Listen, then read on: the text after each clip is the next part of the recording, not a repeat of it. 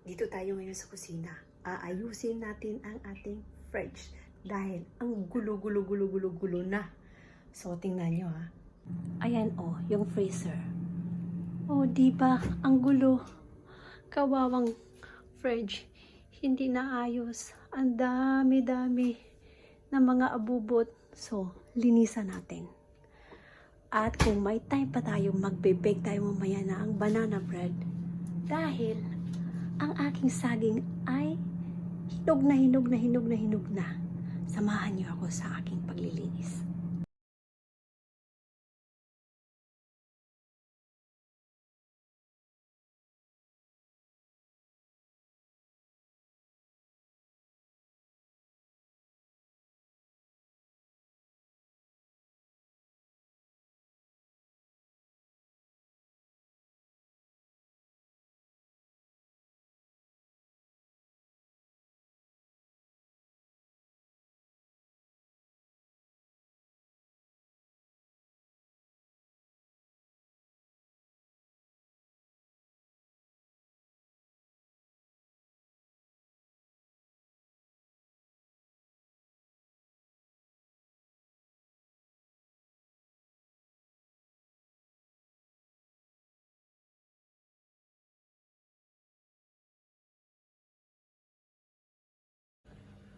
Ayan. Medyo okay na siya. Pero, puno pa rin. No. Ayan. At least, hindi na gaanong magulo. Kasi ang dami nilang abubot dito sa fridge. At least, hindi na gaanong magulo. Yan na. So, okay na siya. Ngayon, tapos na ako dito. Mag-bake naman tayo ng banana bread. So, ngayon, gagawa tayo ng banana bread or banana muffin or banana cake. Kung saan ka komportable, sabi nila.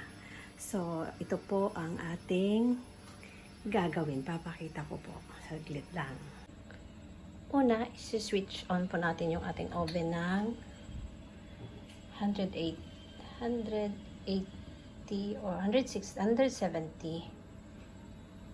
degrees at i-prepare po yung ating ingredients.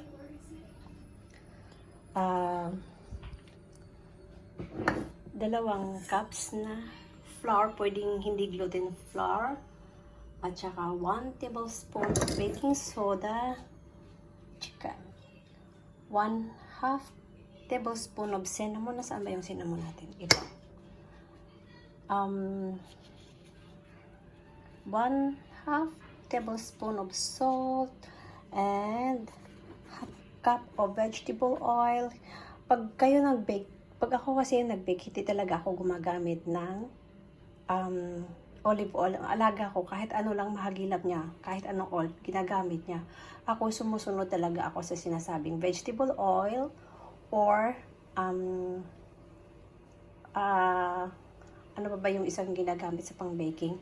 Basta hindi grapeseed, hindi olive oil. Tapos, 1/2 cup of sugar. Pero ang ginagamit kong sugar is brown sugar. Yan po. Hindi po ako gumagamit ng white sugar kasi ayaw po ng amo ko. At kasi siya ang madalas kumakain ng ginagawa kong muffin kasi hindi nga ako gumagamit ng white sugar. Tapos, 2 eggs at sabi is 2 teaspoon of vanilla, pero hindi po ako gagamit ng vanilla. At saka, saging. Ayan po, saglit. Ating imimix.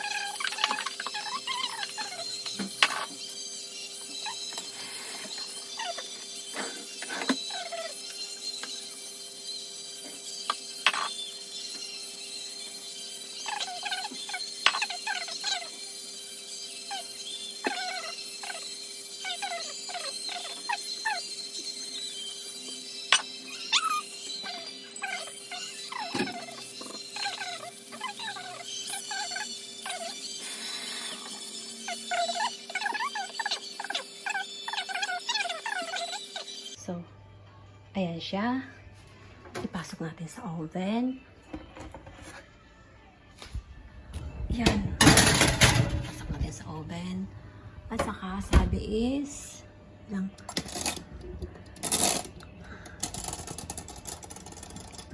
isang oras. So, hintayin natin. So, okay na po yung ating banana muffin. Tingnan po natin. Okay na po siya. So, ano ang kulang? Kape.